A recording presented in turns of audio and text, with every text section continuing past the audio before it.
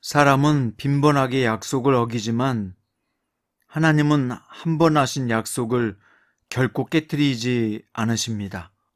오늘 말씀은 아브라함과 사라가 후손의 약속을 받고 하란에서 떠나온 지 25년 만에 하나님의 사람들이 나타나 하나님의 약속을 재확인시켜주는 말씀입니다. 오늘 본문은 창세기 18장 1절부터 15절이고요. 그 중에서 9절부터 15절까지 있겠습니다. 그들이 아브라함에게 이르되 내 아내 사라가 어디 있느냐 대답하되 장막에 있나이다. 그가 이르시되 내년 이맘때 내가 반드시 내게로 돌아오리니 내 아내 사라에게 아들이 있으리라 하시니 사라가 그 뒤 장막 문에서 들었더라. 아브라함과 사라는 나이가 많아 늙었고 사라에게는 여성의 생리가 끊어졌는지라. 사라가 속으로 웃고 이르되 내가 노쇠하였고 내 주인도 늙었으니 내게 무슨 즐거움이 있으리요. 여호와께서 아브라함에게 이르시되 사라가 왜 웃으며 이르기를 내가 늙었거늘 어떻게 아들을 낳으리요 하느냐. 여호와께 능하지 못한 일이 있겠느냐. 기한이 이를 때 내가 내게로 돌아오리니 사라에게 아들이 있으리라.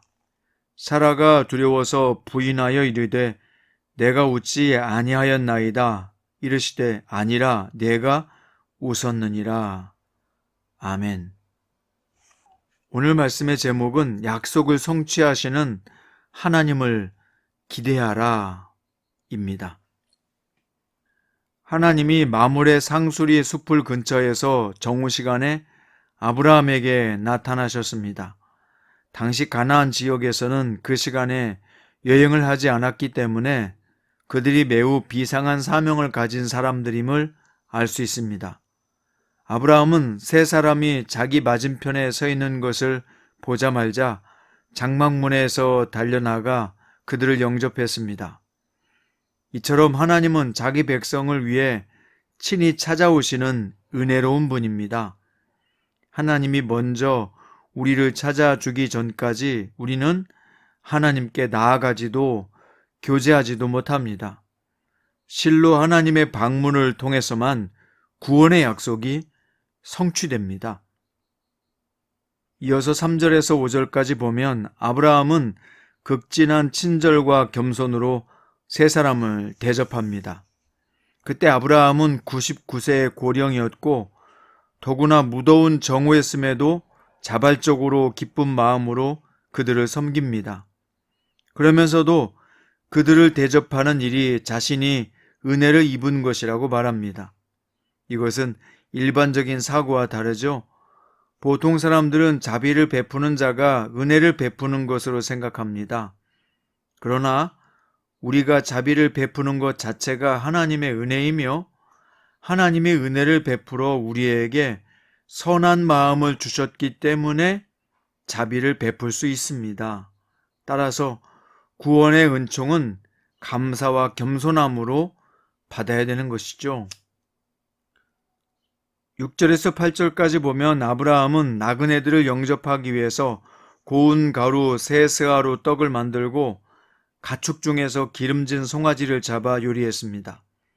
아브라함은 자신을 종과 같이 낮추면서 그들을 극진하게 환대하며 대접했는데요.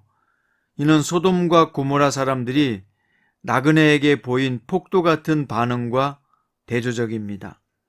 아브라함의 환대는 기독교적 환대의 모범입니다. 하나님의 백성이 세워갈 하나님의 나라는 이웃을 자신과 같이 사랑하라는 명령에 순종하는 것이죠. 그래서 지극히 작은 자들을 돌보며 자비를 베푸는 공동체가 되어야 할 줄로 믿습니다. 자, 이제 9절부터 10절까지는요. 나그네들은 사라가 내년 이맘때 아들을 낳을 것을 예고했습니다. 그런데 사라는 장막문에서 이 말을 듣고 있다가 속으로 웃었습니다. 그녀 자신과 남편의 몸이 아이를 낳기에는 너무 늙었기 때문이죠. 그러나 이는 전능하신 하나님의 능력을 신뢰하지 않고 유한한 인간의 모습만 바라본 결과입니다. 인간의 능력만 바라보면 하나님의 약속에 대한 소망을 갖지 못합니다. 무에서 유를 창조하신 전능하신 하나님을 바라보십시오. 하나님은 사라의 불신앙을 책망하십니다. 그리고 당신의 전능하심을 강조하며 기한이 이르면 약속이 성취될 것이라고 말씀하셨습니다. 이에 사라는 두려워하며 자신이 웃지 않았다고 변명하지만 하나님은 그녀가 웃었다고 지적하십니다. 90세가 다 된 노파가 아들을 낳을 것이라고 하는 예언은 하나님을 향한 믿음을 요구합니다. 사랑하는 성도 여러분, 하나님께 능치 못할 일은 없습니다. 어떤 상황에서도 하나님의 초월적인 능력을 믿고 인내하며 소망을 갖고 살아갑시다. 약속을 성취하시는 하나님을 기대하십시오. 기대하는 삶을 살아가기를 바랍니다. 오늘은 하나님의 인도하심을 구하라 라고 하는 책의 내용의 일부를 읽어드리겠습니다. 캐나다의 토론토 큰빛교회를 담임하셨던 임현수 목사님이 북한에 2년 6개월간 억류되었다가 2017년에 극적으로 석방되셨습니다. 목사님이 석방되던 그 주간에 저도 큰빛교회에 집회차 가 있었기 때문에 성도들이 그 소식을 듣고 얼마나 놀라워했는지 보았습니다. 한 교인이 저에게 이런 질문을 했습니다. 목사님, 그동안 저는 임현수 목사님이 석방되게 해달라고 매일 새벽 간절히 기도해 왔습니다. 그렇지만 솔직히 진짜 석방되실 거라고 믿지는 못했어요. 이런 믿음도 믿음인가요? 기도는 했지만 석방되리라 믿지는 못했는데 하나님께서 그 기도에 응답해 주신 것이 이해가 잘 안 된다는 것이었습니다. 비록 임 목사님이 금세 석방되리라 믿지는 못했지만 주님이 계속 기도를 시킨다고는 하는 그 믿음이 이 같은 응답을 가져온 것입니다. 그러니 우리는 기도해야 합니다. 지금 예수님이 함께 계신다는 믿음이 있습니까?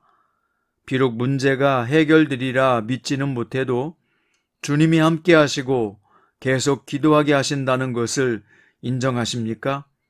그러면 그 주님을 믿는 믿음으로 기도하면 됩니다. 저도 이따금 말기 암 환자들 같이 도무지 고침을 받으리라 믿음이 생기지 않는 분의 기도 요청을 받을 때가 있습니다. 기도는 믿음으로 해야 하는데 이분의 병이 나을 것 같지 않은데 어떻게 기도합니까? 그때 주님이 제게 내가 그와 함께 있음을 믿으라 하고 깨우쳐 주셨습니다. 그 사람이 병고침을 받을 것이 믿어지지 않더라도 주님이 그와 함께 계신 것만큼은 너무 분명합니다. 그래서 저는 이렇게 기도합니다. 주님, 저는 주님을 믿습니다.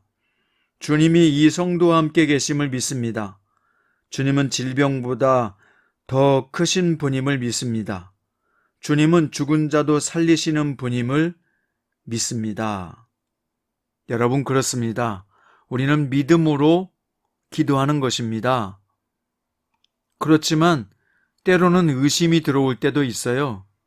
하지만 주님이 함께 계시다는 것을 기억하십시오. 우리 주님이 전지하신, 전능하신 하나님이신 것을 기억하십시오. 오늘 아브라함을 찾아오신 하나님의 모습을 보세요. 하나님은 우리에게 먼저 찾아오셔서 구원의 약속을 어김없이 이루시는 분입니다.